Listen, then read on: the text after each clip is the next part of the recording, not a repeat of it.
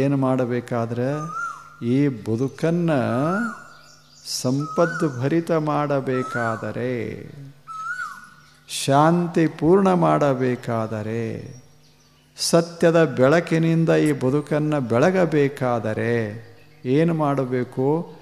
ಒಂದು ಎರಡು ಕೆಲಸ ಮಾಡಬೇಕು. ಏನು ಆತ ಹೇಳ್ತಾನೆ? ನಿಶ್ಚಯ ದಾರ್ಢ್ಯ ದೂರದ್ದು. ಮೊದಲ ನಿಶ್ಚಯ ಮಾಡಬೇಕು. ನಾನು ಇಂಥದೊಂದು ಜೀವನ ಸಾಗಿಸಬೇಕು ಅನ್ನುವ ಮೊದಲ ನಿಶ್ಚಯ ಇರಬೇಕದ. ವೈದಾಟ ಇರಬಾರ್ದು. ಇಲ್ಲಿ ಬಂದಾಗ ಹೀಗೆ ಮಾಡಬೇಕನ್ನಿಸ್ತದೆ, ಅಲ್ಲಿ ಹೋದಾಗ ಹಾಗೆ ಮಾಡಬೇಕನ್ನಿಸ್ತದೆ. ಯಾವುದೂ ಮಾಡೋದಿಲ್ಲ ಮನುಷ್ಯ. ನಿಶ್ಚಯ. ನಾನು ಬದುಕನ್ನು ಶಾಂತಿ ಪಡೆಯೋದಕ್ಕಾಗಿ, ಶಾಂತಿಯನ್ನು ಪಡೆಯೋದಕ್ಕಾಗಿ, ಸತ್ಯವನ್ನು ಅನುಭವಿಸೋದಕ್ಕಾಗಿ, ಪರಮ ಸ್ವಾತಂತ್ರ್ಯವನ್ನು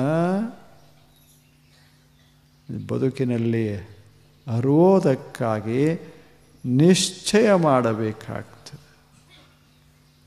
ನಿಶ್ಚಯ. ಒಮ್ಮೆ ನಿರ್ಧಾರ, ಇಲ್ಲೇ ನಿರ್ಧಾರ ಅಂತ ಕರೀತಾರೆ.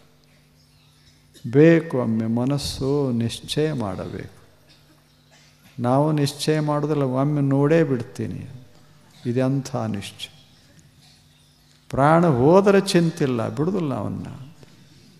ಏನು ಅವನು ತಗೊಂಡ್ರೆ ಏನು ಮಾಡೋದು, ಇವನು ತಗೊಂಡ್ರೆ ಏನು ಮಾಡೋದು, ಯಾರನ್ನು ತೆಗೆದರೆ ಏನು ಜಗತ್ತೆಲ್ಲ ಸ್ವಚ್ಛ ಆಗ್ತದೆ. ಇದೆಲ್ಲ ಹಿಂಗೆ ಇರೋದು. ಸ್ವಲ್ಪ ಕಸ ಕಿತ್ತೋದು, ಮತ್ತು ಕಸ ಬೆಳೀತದೆ, ಕಿತ್ತೋದು ನಮಗೆ ಎಷ್ಟು ಮಾಡ್ತದೆ ಸಾಧ್ಯದಷ್ಟು ಮಾಡ್ಕೋತ ಹೋಗೋದಿರುತ್ತೆ. ಹಂಗಾಗೋದಿಲ್ಲ. ನೋಡ್ತೀನಿ, ನಿಸರ್ಗ ಅಂತದ, ನಿನ್ನೂ ನಾನು ನೋಡ್ತೀನಿ. ಏನು ಮಂದಿಗೆ ನೋಡ್ತೀನಿ ಅನ್ನೋದಿಲ್ಲ. ಒಂದು ಗಿಡ ಕಂಡತಂದ್ರೆ ನಾಳೆ ನೋಡ್ತೀನಿ ನಿನ್ನ ಅಂದರೆ ಕಡಿಯಾವ. ಒಂದು ಚಲೋ ಗಿಡ ಕಂಡ್ರೂ ಸಮಾಧಾನ ಇಲ್ಲ, ಒಂದು ಹೂಗಂಟಿ ಕಂಡ್ರೂ ಸಮಾಧಾನ ಇಲ್ಲ. ಯಾವಾಗ ಕಡ್ದೇನಿ, ಯಾವಾಗ ಮಾರಾಟ ಮಾಡೇನಿ, ಯಾವಾಗ ಪಾಕೆಟ್ ತುಂಬೇನಿ, ಇಷ್ಟು ಬಿಟ್ಟರೆ ಏನದ ಜೀವನ ಹೇಳಿ?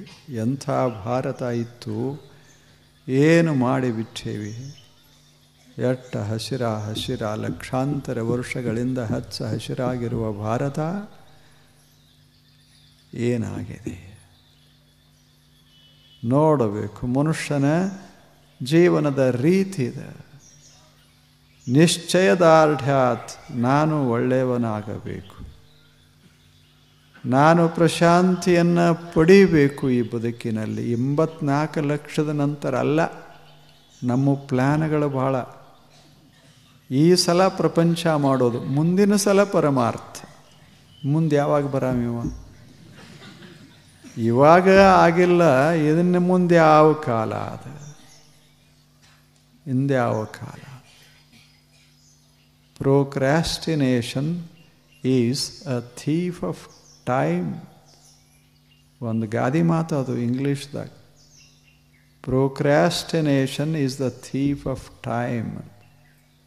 ಮುಂದಕ್ಕೆ ಹಾಕೋದು ಪ್ರೋಕ್ರಾಸ್ಟಿನೇಷನ್, ಮುಂದಕ್ಕೆ ಹಾಕೋತ ಹೋಗೋದು. ನಾಳೆ, ನಾಡ್ದು, ಹಿಂಗೆ ಮುಂದಕ್ಕೆ ಹಾಕೋತ ಹೋಗೋದು. ಎದಕ್ಕೆ? ಇಲ್ಲಿ ಬರಕ್ಕೆ, ಮತ್ತು ಇಲ್ಲಿ ಹೋಗಲಿಕ್ಕೆ ನಾಳೆ ಹಾಕ, ಹೀಗೆ ಇದೇ ಕ್ಷಣ. ಎಷ್ಟು ವಿಚಿತ್ರದ ಮನಸ್ಸು. ಇದನ್ನು ನಿಶ್ಚಯ ಮಾಡಬೇಕು. ಈ ಜನ್ಮ ಮುಂದಿನ ಜನ್ಮ ಅಂತ ಅನ್ನಬಾರ್ದು, ನಾಳೆ ಅನ್ನಬಾರ್ದು. ಈ ಕ್ಷಣವೇ. ಈಗ ನಾವು ಚಟ ಬಿಡ್ತೇವಲ್ಲ, ಒಂದು ಸ್ವಲ್ಪ ದಿವಸ ಕೊಡ್ರಿ ಅಂತಾರೆ. ಇನ್ನೇನು ಕೊಡ್ತಾರೆ? 40 ವರ್ಷ ಕೊಟ್ಟಿದ್ದು ರಗಡಾಗ್ಯದ, ಮತ್ತಿನ್ಯಾವುದು 4 ದಿವಸದಾಗ ಇನ್ನೇನು ಆಗೋದದು? ಏನು ಚಟ ಬಿಡು. ಒಂದು ಚೀಟಿ ಏನಲ್ಲ, ಒಂದಿಷ್ಟು ತಂಬಾಕತ್ತು. ಇದು ಬಿಡ್ಲಿಕ್ಕೆ ಆಗದಾಗ ಅಷ್ಟು ದಾರ್ಢ್ಯತೆ ಇಲ್ಲ ಮನುಷ್ಯನಾಗ ಅಂದಾಗ ಇನ್ಯಾವುದು ಬಿಡೋದು? ಸುಮ್ಮನೆ ಕಿಶದಾಗಿಂದ ಹಿಂಗೆ ಹೊರಗೆ ಚೆಲ್ಲಬೇಕಾದ್ರೆ ಹಾಳಾಗ್ತದಂತ ಒಳಗೆ ಹಾಕ್ತಾನೆ. ಅದು ಒಳಗೆ ಹಾಕುವಂಥ ವಸ್ತು ಅಲ್ಲ, ಹೊರಗೆ ಹಾಳಾಗಬಾರ್ದತ್ತು ಒಳಗೆ ಹಾಕೋದು. ಎಂಥ ಆಶ್ಚರ್ಯ ಇರಬೇಡ ಅಲ್ಲೇ. ದೇವರು ಎಷ್ಟು ಚಲೋ ದೇಹ ಕೊಟ್ಟು, ತಿನ್ನು ಹಣ್ಣ ಹಂಪ್ಲ ಅಂತ ಎಷ್ಟೆಷ್ಟು ಚಲೋ ಚಲೋ ಚಲೋ ದ್ರಾಕ್ಷಿ ಮಾಡಿ ಒಳಗೆ ರಸ ತುಂಬಿ ಮ್ಯಾಲೆ ಪ್ಯಾಕ್ ಮಾಡಿ, ಏನು ಹೊಳಪ, ಎಲ್ಲೇನು ಚೆಲ್ಲುವಂಗಿಲ್ಲ, ಒಳಗೆ ರಸ ಅದ ಚೆಲ್ಲಂಗಿಲ್ಲ. ಎಂಥ ಪ್ಯಾಕ್. ನಮ್ಮ ಪ್ಯಾಕ್ಗಳು ಒಡೆದಿರ್ತಾವೆ. ಎಷ್ಟು ಶುದ್ಧ ಶುದ್ಧ. ಇದನ್ನು ತಿನ್ನುವಂತ ಕೊಟ್ಟರೆ ಏನಿಲ್ಲ. ನಾನು ಇದನ್ನು ತಿನ್ನೋದಿಲ್ಲ, ನಾನು ಎಲೆ ಒಣಗಿಸಿ ಅದನ್ನು ಪುಡಿ ಮಾಡಿ. ಹೆಂಗದೆ ಇದು ದೃಷ್ಟಿ. ನಿಶ್ಚಯ ಆಗಬೇಕು ಮೊದಲು. ಏನು ಮಾಡಬೇಕಂತ ಮಾಡೇವೋ ಅದನ್ನು ಮಾಡಬೇಕು ಅಂತ ನಿಶ್ಚಯ ಮಾಡಬೇಕು. Take a decision, a firm decision to reach that state of the mind in which we experience freedom and peace. ಮಾಡಬೇಕು, ಒಂದು ನಿರ್ಣಯ ಮಾಡಬೇಕು. ಮನಸ್ಸನ್ನು ಈ ಎತ್ತರಕ್ಕೆ ಎತ್ತಬೇಕಲ್ಲ. ಎಲ್ಲಿ ನಾವು ಸ್ವಾತಂತ್ರ್ಯವನ್ನು ಅನುಭವಿಸ್ತೇವೆ, ಶಾಂತಿಯನ್ನು ಅನುಭವಿಸ್ತೇವೆ, ಅಂಥ ಎತ್ತರಕ್ಕೆ ಎತ್ತಬೇಕು ಅಂತ ನಿರ್ಣಯ ಮಾಡಬೇಕು. ಗುರು ಹೇಳ್ತಾ ಇದ್ದಾರೆ, ಮೊದಲ ನಿಶ್ಚಯ ಮಾಡು, ಮಾರ್ಗ ಆದ ಬಳಿಕ ನಿರ್ಣಯ. ಮೊಟ್ಟ ಮೊದಲ ಏನಾಗಬೇಕಂತೀಯೋ ಮಾಡು. ಆದರೆ ಅದು ಹೊಯ್ದಾಡಬಾರದು. ನೋಡು, ಇಂದೊಂದು ಮುಂಜಾನೆ ಒಂದು ನಿರ್ಣಯ ಮಾಡೋದು ಮುಂಬೈಗೆ ಹೋಗಬೇಕಂತ. ಮತ್ತು ಯಾರೇ ಬಂದು ಹೇಳಿದರು ಅಲ್ಲೇ ನೋಡೋದದ ಮದ್ರಾಸ್ ಚಲೋ ಅಂತ. ಮಧ್ಯದಾಗ ಮದ್ರಾಸ್. ಸಾಯಂಕಾಲ ಒಬ್ಬ ಬಂದು ಹೇಳ್ದ ಅಲ್ಲೇ ಯಾವುದದ, ಇಲ್ಲಿ ಹೈದರಾಬಾದ್ ಎಷ್ಟು ಚಂದದ. 3 ದಿವಸ ಹೈದರಾಬಾದಕ್ಕೆ ಹೋಗಬೇಕಂತ ಹೊಂಟ. ಹಾದ್ಯಾಗ ಹೇಳಿದರು ಅಲ್ಲೇನದ ಹೈದರಾಬಾದ್, ದಿಲ್ಲ್ಯಾಗದ ಎಲ್ಲ. ಇವೇನು ಹೋಗ್ತಾನೆ, ಹೊಯ್ದಾಡ್ತಾನೆ. ಒಂದು ಯಾವುದರೇ ನಿರ್ಣಯ ಮಾಡು, ಯಾವುದರೇ ಮಾಡು, ಚಲೋ ಮಾಡು. ಭರ್ತೃಹರಿ ಹೇಳ್ತಾನೆ, ಏನು ಬಿಡೋ, ಗೃಹಸ್ಥರೇ ಚಲೋ ಆಗು. ನಿನಗೆ ಸನ್ಯಾಸ ಬೇಡ ಆತು, ಗೃಹಸ್ಥ ಚಲೋ ಆಗು. ಒಲ್ಲಾತು, ಚಲೋ ಸನ್ಯಾಸಿ ಆಗು. ನಿರ್ಧಾರ ಮಾಡು. ಒಂದಿಷ್ಟು ಗಿಡ ಏರೇ ಏರು, ಕೆಳಗರೆ ಇಳಿ, ನೆಲದ ಮ್ಯಾಗರೆ. ನಡುವೆ ಯಾಕೆ ಹಿಂಗೆ ಓಡಾಡ್ತೀಯ? ಕೆಳಗೂ ಇಳಿಲಿಲ್ಲ, ಮ್ಯಾಗೂ ಹೋಗಲಿಲ್ಲ. ಹಿಂಗೆ ಮಾಡಬೇಡ. ಇದು ಒಬ್ಬ ಹೊಂಟ, ಈ ಕಡೆ ಒಂದು ಊರ, ಆ ಕಡೆ ಒಂದು ಊರ. ಇದು ತಂದೆ ಊರ, ಇದು ಮಾವನ ಊರ. ಲಗ್ನ ಆಗಿತ್ತು, ಹೊಂಟ ಮಾವನ ಊರಿಗೆ ಹೊಂಟ. ಹೊಳಿ ನಡುವ. ಇಲ್ಲಿಂದ ಈಶಾಡ್ಕೋತ ಹೊಂಟ. ಇನ್ನೂ ದಂಡಿ ಮುಟ್ಟಿದ್ದಿಲ್ಲ. ಎಲ್ಲರೇ ಅಲ್ಲಿ ಹೋಗೋದಕ್ಕಿಂತ ತಂದೆ ಊರಿಗೆ ಹೋಗೋದು ಚಲೋ ಅಂತ ಈ ಕಡೆ ಹೊಂಟ. ಇಲ್ಲಿನ ದಂಡಿ ಮುಟ್ಟಿರಲಿಲ್ಲ. ಏನಪ್ಪ ತಂದೆ ಊರು ಇದ್ದೇ ಇರ್ತದ, ಅಲ್ಲೇ ಇರೋದದ, ಮಾವನ ಊರಿಗೆ ಹೋಗಿ ಬರೋಣ ಅಂತ ಈ ಕಡೆ ಹೊಂಟ. ಇನ್ನ ಯಾವ ದಂಡಿಗೆ ಮುಟ್ಟಿಲ್ಲ. ಆ ಕಡೆ ಒಮ್ಮೆ ಈ ಕಡೆ ಒಮ್ಮೆ, ಈ ಮನೆಗೆ ಇಲ್ಲ ಆ ಮನೆಗೆ. ಹಿಂಗೆ ನಮ್ಮದು ಪರಿಸ್ಥಿತಿ. ಪರಮಾರ್ಥ ಇಲ್ಲ, ಚಲೋ ಪ್ರಪಂಚ. ಹೆಂಗಾಗ್ತದೆ? ಪ್ರಪಂಚ ಮಾಡೋದಾದರೆ ಮಸ್ತ್ ಮಾಡಿರಬೇಕು. ಹೆಂಗಿರಬೇಕು? ಒಳ್ಳೆ ಪ್ರಪಂಚ ಹೆಂಗಿರಬೇಕು ವರ್ಣಿಸ್ತಾರ, ಕೇಳಂಗದ. ಚಲೋ ಒಂದು ಸಣ್ಣ ಮನೆ ಇರಬೇಕು. ಹೆಂಗೆ ಹೇಳ್ತಾರೆ ಅವ್ರು, ದೊಡ್ಡ ಮನೆ ಇರಬಾರ್ದು. ಯಾಕೆ? ತಾಪ ಭಾಳ. ಅದನ್ನೆಲ್ಲ ಹೂಡಿಸೋದು, ಕಸ ಗುಡಿಸೋದು, ಮಾಡೋದು, ಎತ್ತೋದು, ಇಳುವುದು ಭಾರಿ ತ್ರಾಸು. ನಮಗೆ ಎಷ್ಟು ಹಿತ ಆಗ್ತದೆ ಅಷ್ಟು ಚಂದ ಮನೆ ಇರಬೇಕು. ಮನೆಯ ಸುತ್ತಗಟ್ಟೆ ಒಂದು ಗಾರ್ಡನ್ ಇರಬೇಕು. ಅಲ್ಲೇನೂ ಬೆಳಿಬಾರ್ದು. ಚಲೋ ಚಲೋ ಚಲೋದು ತಿನ್ನಕ್ಕೆ ಉಣ್ಣಕ್ಕೆ ಬೆಳೆದಿರ್ಬೇಕು. ಆ ಬಳಿಕ ಏನಿರಬೇಕು? ಮನ್ಯಾಗ ಒಂದಿಷ್ಟು ನಗೋ ಜನ ಇರಬೇಕು. ಸುತ್ತಮುತ್ತ ನೆರೆ ಹೊರೆ ಅವ್ರು ಹಿಂಗಿರಬೇಕಲ್ಲ, ಹೆಂಗಿರಬೇಕು? ನಾವು ಬಾಗಿಲ ತೆಗೆದ್ರೆ ಅವ್ರು ನಮ್ಮನ್ನು ನೋಡಿ ಏನಂದಿರಬೇಕು? ನಮಸ್ಕಾರ ಅಂದಿರಬೇಕು. ಹಂಗೆ ಅವ್ರಿರ್ಬೇಕು. ಹಿಂಗಾದರೆ ಅದು ಗೃಹಸ್ಥ. ಮನೆಗೆ ಮೇಲ ಅತಿಥಿಗಳು ಬಂದಿರಬೇಕು. ನಮ್ಮ ಮನೆಗಳು ಹಂಗಾಗ್ತವೆ ಹೇಳಿ? ನಮ್ಮ ಮನೆಗಳ ಗೇಟದ ಎದರ 2 ಚಿತ್ರ ಇರ್ತವೆ, ಗೊತ್ತದ? ಎತ್ಸರ ಬಂದಿಗಿಂದಿರಿ ಒಳಗ. ಅದ್ಯಾಕೆ ಬರ್ತಾರೆ? ಯಾರ್ಯಾಕೆ ಬರ್ತಾರೆ? ಯಾಕೆ ಬರ್ತಾರೆ? ಗೃಹಸ್ಥಾದ ಬಳಿಕ ಆತಿಥ್ಯ. ಮನೆಗೆ ಬಂಧು ಬಾಂಧವರು, ಒಳ್ಳೆಯ ಜನ, ಸಂತರು, ಶರಣರು, ಜ್ಞಾನಿಗಳು, ವಿದ್ಯಾರ್ಥಿಗಳು ಬರಬೇಕು ಅಂತ ಗೃಹಸ್ಥನ ವೈಭವ ಇರೋದು ಆತಿಥ್ಯದೊಳಗೆ.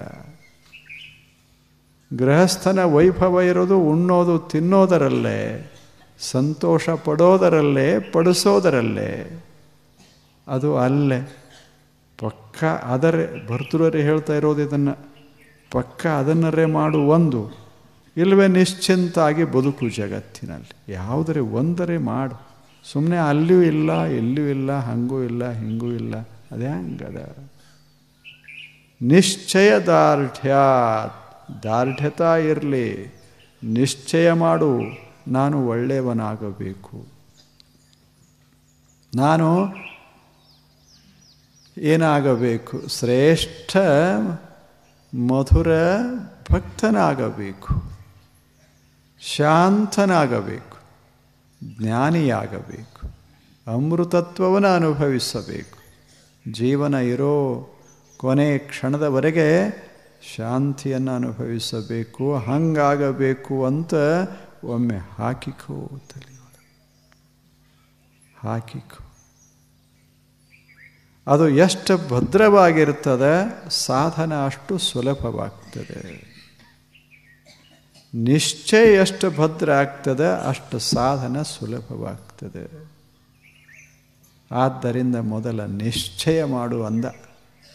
ನಿಶ್ಚಯ ದಾರ್ಢ್ಯ, ಗಟ್ಟಿರಬೇಕು ನಿಶ್ಚಯ. ಜಗತ್ತಿನಾಗ ಹಿಂಗೆ ಘಟನೆಗಳು ನಡೀತಾವ, ನಿಶ್ಚಯವನ್ನು ಕದಲಿಸೇ ಬಿಡ್ತಾವ. ಜನರ ಶಬ್ದಗಳು, ನಡೆವ ಘಟನೆಗಳು, ನೋಡುವ ವಸ್ತುಗಳು, ಒಳಗಿರುವ ಆಶೋತ್ತರಗಳು ನಮ್ಮ ನಿರ್ಣಯಗಳನ್ನು ಬದಲಾವಣೆ ಮಾಡಿಬಿಡ್ತಾವ. ಬದಲಾಗದಂಗೆ ಒಂದಿಷ್ಟು ನೋಡು, ಒಂದು ನಿರ್ಣಯ ಮಾಡು.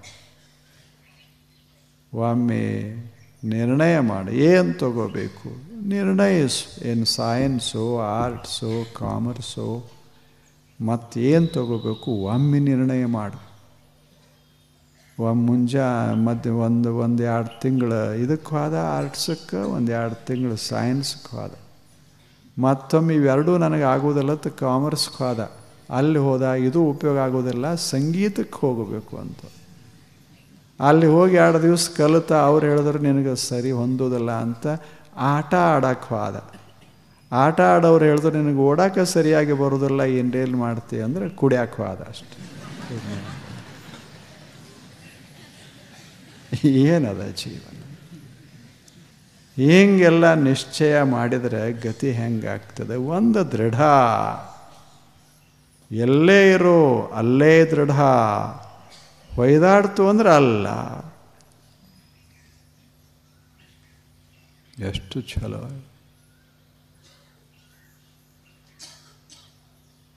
ಒಬ್ಬ ಕವಿ ವರ್ಜಿನಿಯಾ ವೂಲ್ಫ್ ಅಂತ ಒಬ್ಬರು ಭಾಳ ಸುಂದರ ಒಂದು ಮಾತು ಬರೆದಾರೆ. ಮನಸ್ಸು ಹೆಂಗದ ಅಂದರೆ, it is like an insect. It is an insect that flits and flitters always. Capricious insect. ಏನು ವರ್ಣ ಮಾಡ್ಯಾರ? Mind is a capricious insect. that flits and flutters always. ಅದೊಂದು ಕೀಟಿದ್ದಂಗೆ ಮನಸ್ಸ, ಒಂದು ಕೀಟಿದ್ದಂಗೆ, ಪಾತರಗಿತ್ತಿ ಬಟರ್ಫ್ಲೈ ಹಿಂಗಿದ್ದಂಗೆ. ಅದು ಯಾವಾಗಲೂ ಏನು ಮಾಡ್ತದೆ? ಕ್ಯಾಪ್ರಿಷಸ್.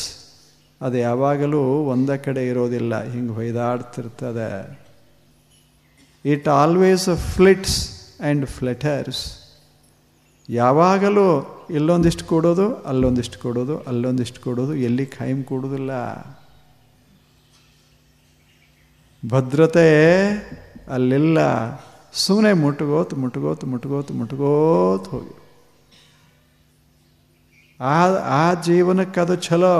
ಅದರ ನಮ್ಮ ಮನಸ್ಸು ಹಂಗಾಯಿತು ಅಂದರೆ ಗತಿ ಹೇಗ?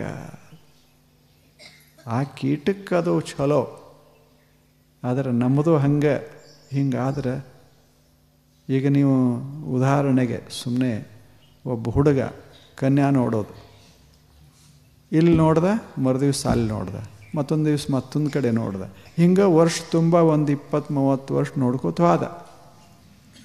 ಫ್ಲಿಟ್ಸ್ ಆ್ಯಂಡ್ ಫ್ಲಟರ್ಸ್. ಇವ ಲಗ್ನ ಆಗವೇನು? ಮತ್ತು ಸುಮ್ಮನೆ ಬಿಟ್ಟರೆ ಬಿಡ್ತಾನೇನು? ಎರಡೂ ಇಲ್ಲ. ಒಂದು 100 ನೋಡ್ದ, ಅಷ್ಟೊತ್ತಿಗೆ ಈ ಮನೆ ಮುಪ್ಪಾಗಿತ್ತು. ಆ ಬಳಿಕ ಆಗಲಿ ಅಂತ ಕೊನೆಗೆ ಒಪ್ಕೊಂಡ.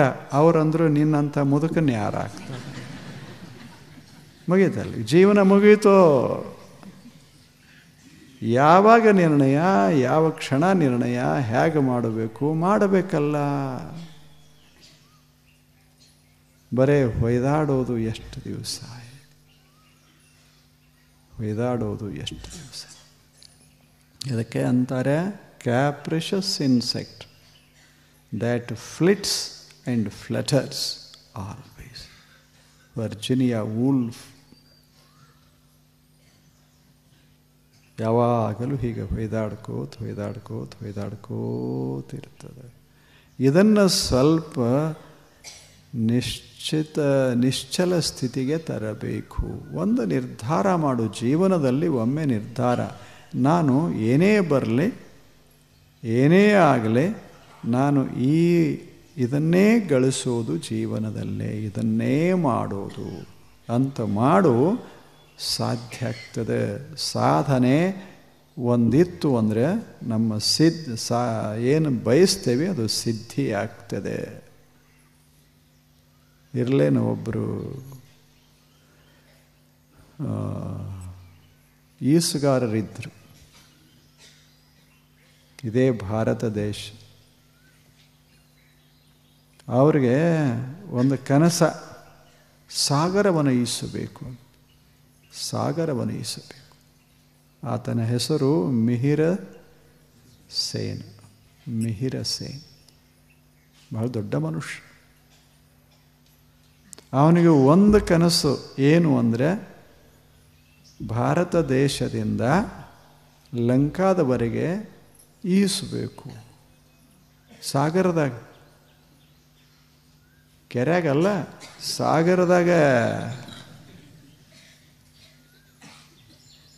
ಈಸಬೇಕು ಅಂತ ಏನು ಕನಸು ಬಿತ್ತೋ ಶುರು. ಕಷ್ಟಪಟ್ಟ ಸಾಧನೆ ಮಾಡಿದ. ಒಂದು ದಿವಸ ಇಲ್ಲಿ ಬಿಟ್ಟ, ಅಲ್ಲಿ ಹೋಗಿ ಮುಟ್ಟಿದ. ಏನು ಸಿದ್ಧಿ! ಬರೇ ಇಷ್ಟ ಬಿಡಲಿಲ್ಲ, ಜಿಬ್ರಾಲ್ಟರ್ಗೆ ಹೋದ. ಅಲ್ಲಿ 2 ಸಾಗರಗಳು, ಮಧ್ಯ ಸಾಗರ ಮತ್ತು ಅಟ್ಲಾಂಟಿಕ್ ಸಾಗರಗಳನ್ನು ಕೂಡಿಸುವಂಥ ಒಂದು ಚಾನೆಲ್ ಅದೆ. ಅದು ಹಿಂಗೆ ನಮ್ಮಲ್ಲಿ ಹೆಂಗದ ಅಲ್ಲೇ ಸಾಗರ. ಅದು 2 ಸಾಗರಗಳನ್ನು ಬೆಸೆದ ಸಾಗರ. ಒಂದು ಕಡೆ ಫ್ರಾನ್ಸು, ಒಂದು ಕಡೆ ಸ್ಪೇನು ಅಂತ ಇಟ್ಟುಕೊಳ್ಳಿ. ಅಲ್ಲೇ ಹೋದ, ಅಲ್ಲಿ ಈಸಬೇಕು. ಇಲ್ಲಿಂದ ಬಿಟ್ಟ, ಅಲ್ಲಿ ಹೋಗಿ ತಲುಪಿದ. ಸಾಗರಗಳನ್ನು ಈಸಿದ. ಇಷ್ಟ ಬಿಡಲಿಲ್ಲ, ಅಲ್ಲಿ ಹೋದ ಪನಾಮಕ್ಕೆ, ಅಲ್ಲಿ ಈಸಾಡ್ದ. ಏನು ನೋಡಬೇಕು! ಮಿಹಿರಸೇನ. ಇದು ಛಲ. ಛಲ ಬೇಕು ಶರಣಂಗೆ ಅಂದಿಲ್ಲ ಬಸವಣ್ಣನವರು. ಛಲ ಬೇಕು ಶರಣಂಗೆ ಪರಧನವನು ಒಲ್ಲೆಂಬ. ಎಂಥ ಸುಂದರ ಒಂದೆರಡು ಮಾತು ಹೇಳಿ. ಛಲ ಇರಬೇಕು ಮನುಷ್ಯಾಗ. ಯಾವ ಛಲ ಇರಬೇಕು? ನನ್ನ ಕೈ ಹೊಲಸು ಮಾಡ್ಕೋಬಾರ್ದು ಅಂತ ಛಲ ಇರಬೇಕು. ನನ್ನ ಮನಸ್ಸು ಹೊಲಸು ಆಗಬಾರದು ಹಾಗೆ ಇಡಬೇಕು ಅಂತ ಛಲ ಇರಬೇಕು. ಅದನ್ನು ಹೇಳಿದರು ಬಸವಣ್ಣನವರು. ಛಲ ಬೇಕು ಶರಣಂಗೆ. ಶರಣ ಅಂತ ಹೇಳಿಸಿಕೊಳ್ಳುವವನಿಗೆ, ಶರಣನಾಗ ಬಯಸುವವನಿಗೆ ಏನು ಬೇಕು? ಛಲ ಬೇಕು. ವಲ್ಲ ಅಂತ ಹೇಳುವ ಛಲ ಬೇಕು. ಏನು ಅಲ್ಲ, ಯಾವುದು ತನ್ನದಲ್ಲವೋ ಅದು ಬೇಡ ಅಂತೂ ಛಲ ಇರಬೇಕು. ಇನ್ನೊಬ್ಬರ ವಸ್ತುವಿನತ್ತ ಆಸೆಯ ದೃಷ್ಟಿಯಿಂದ ನೋಡೋದಿಲ್ಲ ಅಂತ ಛಲ ಇರಬೇಕಷ್ಟೆ. ಛಲ ಬೇಕು. ಇದು ಶರಣರದು. ನಾವು ಶರಣರಂದು ಕೂಡಲೇ ಬರೇ ಒಂದೇ ಹಿಡ್ದೇವಿ. ಏನು ಅಂದ್ರೆ ಇವ್ರನ್ನ ಬೈದರು ಅವ್ರನ್ನ ಬೈದರು. ಅದೆಲ್ಲ ಪ್ರತಿಯೊಬ್ಬ ವ್ಯಕ್ತಿ ಹೆಂಗಿರಬೇಕು ಅಂದರೆ ಸ್ವಚ್ಛ ಸುಂದರ, ಒಳಗೆ ಶುದ್ಧ ಹೊರಗೆ ಶುದ್ಧ, ಹಂಗಾಗಬೇಕು. ಛಲ ಬೇಕು. ಛಲವಿಲ್ಲದವರ ಮೆಚ್ಚ ನಮ್ಮ ಕೂಡಲ ಸಂಗಮ ದೇವ. ಎರಡೇ ಮಾತು. ಯಾರನ್ನ ಮೆಚ್ಚಿಕೋತಾನ ದೇವರು? ಛಲ. ಮತ್ತು ಛಲ ಅಂದ್ರೆ ಹಠಮಾರಿತನ, ಅದೊಂದು ಬೇರೆ. ನೀವು ಹಣ ಕೊಡದಿದ್ದರೆ ನಾ ಇಲ್ಲೇ ಸತ್ತು ಹೋಗ್ತೀನಿ, ನೀವು ಕನ್ಯಾ ಕೊಡದಿದ್ದರೆ ಮುಗೀತು, ನಾನು ಇಲ್ಲೇ ಪ್ರಾಣ ಕಳ್ಕೋತೀನಿ ಅಂತ ಎಷ್ಟು ಹುಡುಗರು ಮಾಡಿಲ್ಲ. ನೀವು ಸುಮ್ಮನೆ ಅಂತಾರ, ಮತ್ಕೊಂಡು ಕೊಡಿ ಹೋಗಿ ಲಗ್ನ ಆಗ್ತಾರ.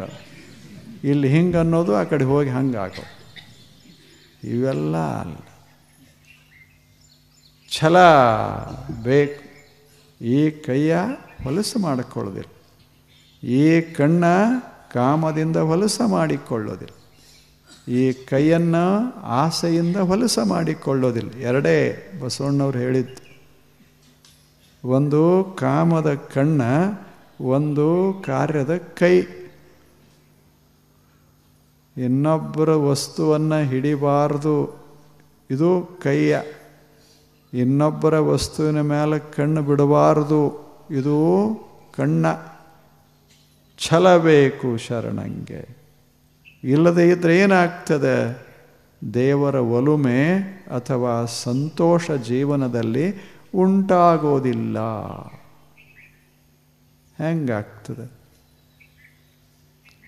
ಏನೋ ಒಂದು ಮಂಗಗಳಿದ್ದು ಕೆಲವು.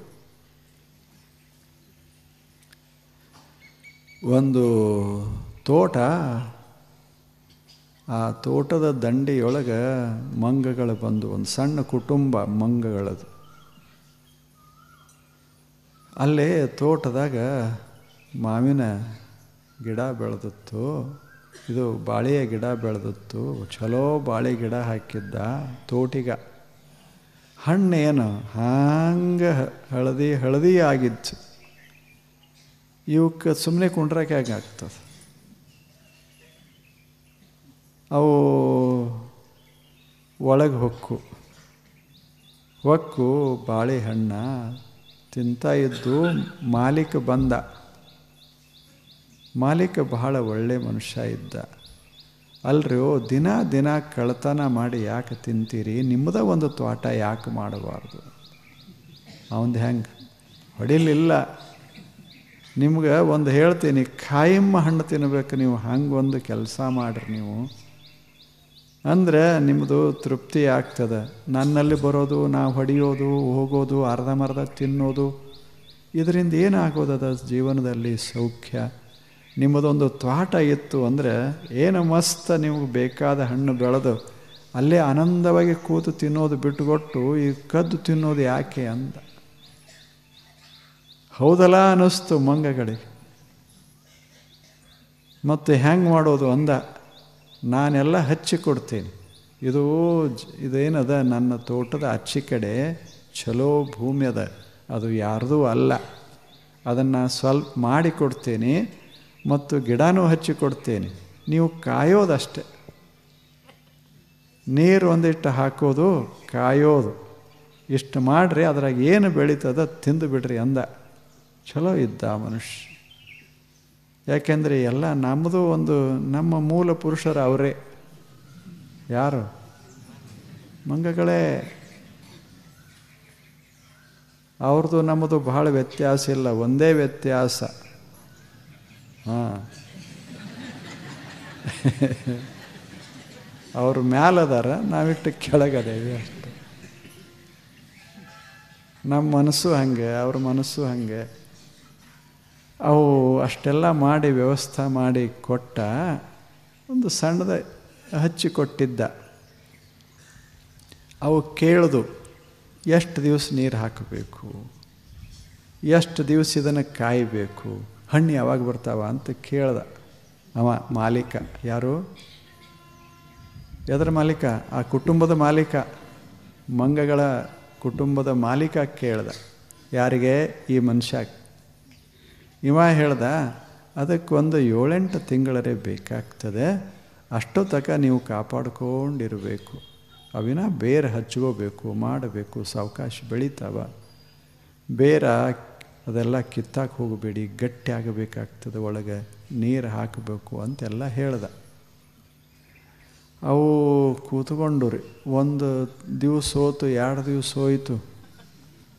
ಅವೊಂದು ಇನ್ನೂ 9 ತಿಂಗಳು ಆಗವಲ್ದಲ್ಲ ಅಂತ ಅವು ಎಣಸಕ್ಕೆ ಶುರು ಮಾಡೋದು. ಮುಂಜಾನೆ ಬರೋದು, 1, 2, 3, 4 ಅನ್ನೋದು, 9 ತನಕ ಅನ್ನೋದು, 9 ತಿಂಗಳ ಅನ್ನೋದು. ಆಗಿಂದಾಗ ಇವು ಎಣಸಿದ ಕೂಡಲೇ ತಿಂಗಳು ಹೆಂಗೆ ಹಾಕವಲ್ಲ. ಇವು ಕರೆ ಭಾಳ ಆಸಕ್ತಿ, ತಡಿಬೇಕಲ್ಲ. ಆವಾಗ ಮರಿಗಳು ತಂದೆಗೆ ಹೇಳೋದು, ಏನರ ಆಗ್ಯದ ನೋಡು, ಒಳಗೆ ಯಾಕೋ ಬೆಳೆಯೋಲ್ಲು ಅವು.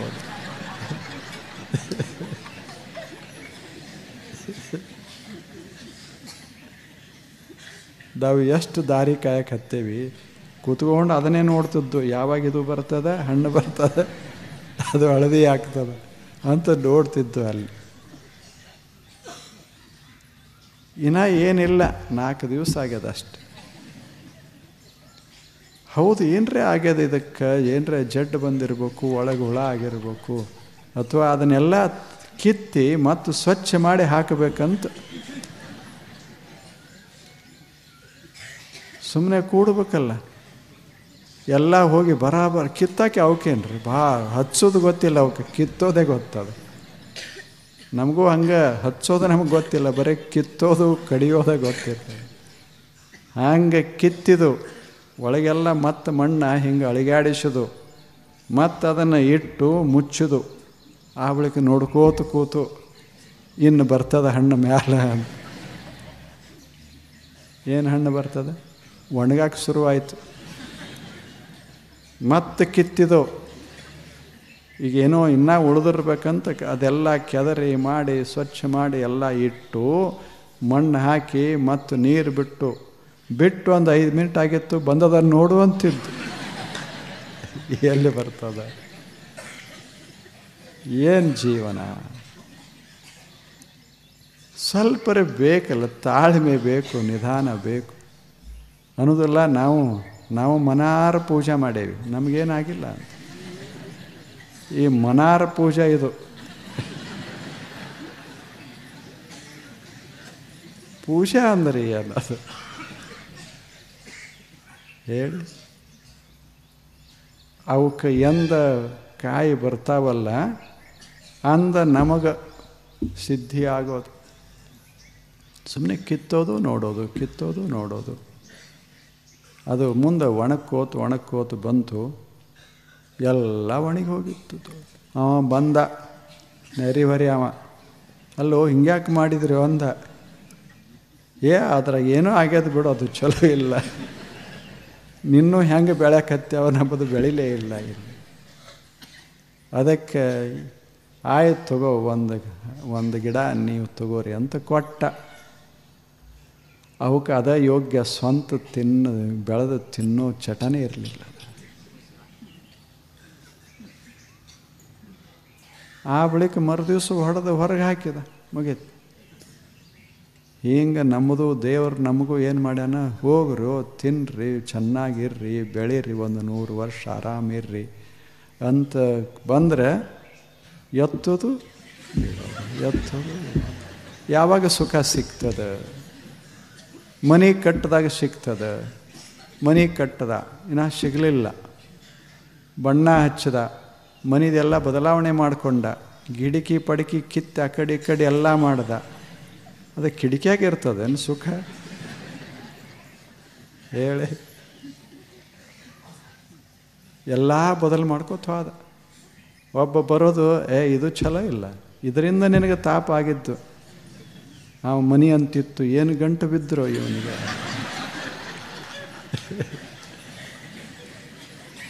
ಏನು ಮಾಡೋದು?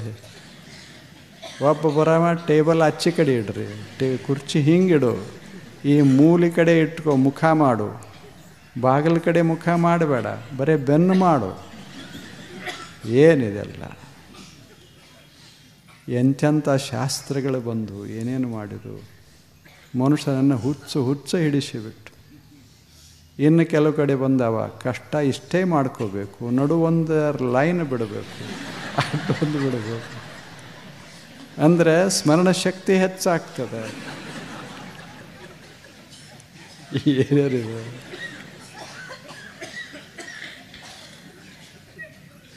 ನಿಶ್ಚಯ ಇರಬೇಕು. ಇದನ್ನು ಕಷ್ಟಪಟ್ಟು ಮಾಡಬೇಕು ಅಂತ ನಿಶ್ಚಯ ಇರಬೇಕು. ನಿಶ್ಚಯ ದಾರ್ಢ್ಯಾತ್.